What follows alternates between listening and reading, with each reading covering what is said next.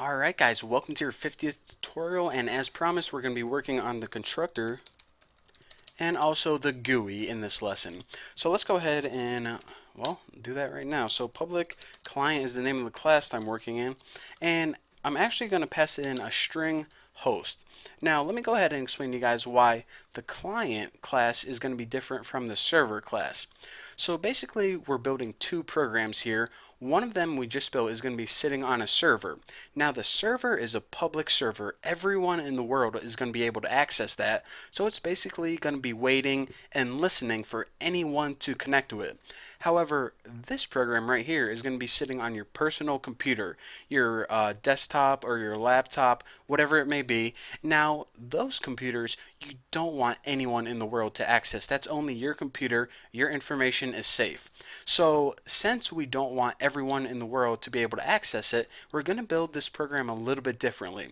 We're going to be giving it the IP address of the server that we want to talk to. So this program right here that we're building right now is only going to be able to connect to that server wherever that program is, instead of everyone, being able to connect to your laptop, because that wouldn't be safe and that would just probably blow up your laptop.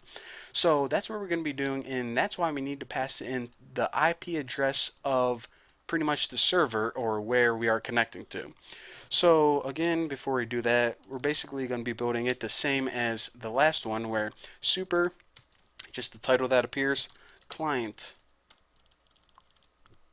mofo, and the other one was like named Bucky Instant Messenger, but I'll just name this client something so we know that it's the client. And of course the server IP, the variable that we created right here, is going to be equal to the host or whatever we pass in. And the reason that I made it up here is because we're going to be setting the variable equal to a value right here, which is of course the IP address of the server, but we want everyone to be able to access it, so that's why we're putting it right there. And the rest of this is pretty much just like the last one. User text, of course, set this equal to a new JText field, and after this, user text set editable equal to false, because we don't want them to be allowed to type anything before they're connected to anyone. And the last thing we need to do is user text add action listener.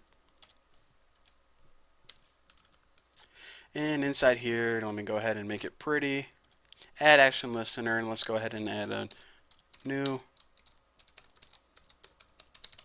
listener class. And of course, this has to implement the method public void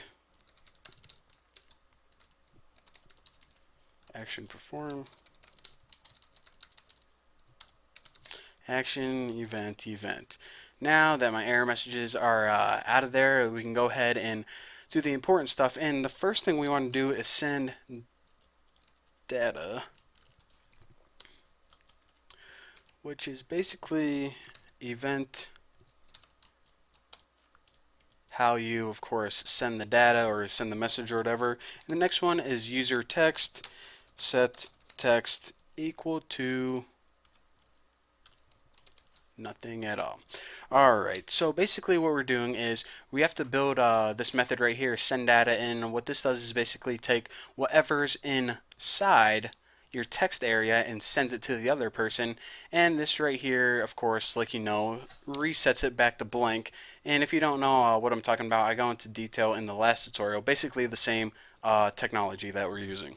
So now we just got to add this all to the screen. Add user text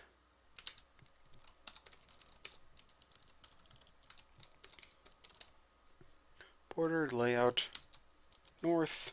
Make it appear at the top of the screen like the last one. Chat window, set this equal to new JScroll pane. Did I do that right?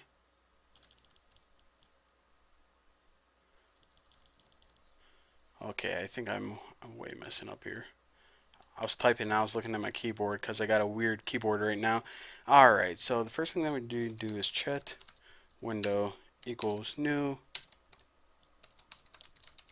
JText area. And now we add it to the screen. Add J scroll pane.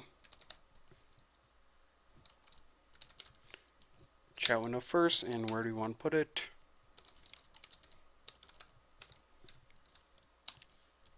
In the center, and okay, I finally got that right. Now set the size, and I believe my other one was 300 by 150. And now we just have to make it visible. So set the visibility equal to true. And you guys should know what all of this crap does already. We basically added this to the screen, then put it inside a scroll pane so we can, scroll up and down, set the size of it, and made it visible. And the only error we're getting right now is the send data because we didn't create that method yet, and we have to create it in the next video. So again, in the next video, what we're going to be doing is we're going to be making that start running method, but I'm actually going to name it something different. And as you'll notice, I name a lot of my methods something different because it just helps me understand, I don't like the name of the exact same as the server and the client, so I might switch it up a bit. And we also have to code it a little bit differently since, we're not accepting IP addresses or not accepting connections from everyone. We're only connecting to one specific computer. So definitely don't just copy this exactly like you did the last program or else it's not going to work. So anyways, the next program we're going to be setting up one of the main methods. So I'll see you then.